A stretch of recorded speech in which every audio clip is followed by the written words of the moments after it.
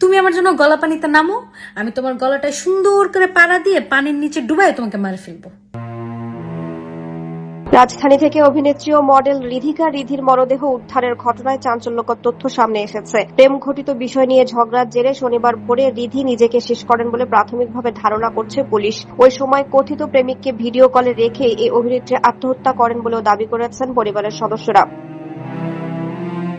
তারা জানান, রিধির একজনের সঙ্গে প্রেমের সম্পর্ক ছিল। শনিবার ভোরে ওই ব্যক্তির সঙ্গে ভিডিও কলে তার কথা কাটাকাটি হয়। এক পর্যায়ে তাকে ভিডিও কলে রেখেই রিধি আত্মহত্যা করে থাকতে পারেন বলে প্রাথমিকভাবে ধারণা করা হচ্ছে। তবে ময়না তদন্তের প্রতিবেদন ও ঘটনা তদন্তের পরই এই অভিনেত্রীর মৃত্যুর প্রকৃত কারণ নিশ্চিত হওয়া যাবে। ভাটারা থানার উপপরিদর্শক বদুদ জানান, অভিনেত্রী রিধির পরিবারের কাছ থেকে পাওয়া তার জাতীয় পরিচয়পত্রের নাম লীনা আক্তার। পুলিশ তার পরিবারের সদস্যদের কাছ থেকে তথ্য সংগ্রহের পাশাপাশি রিধির সঙ্গে ওই ব্যক্তির সম্পর্ক ও মৃত্যুর আগে তাদের মধ্যে কি ঘটেছিল সেসব বিষয়েও তদন্ত করছে।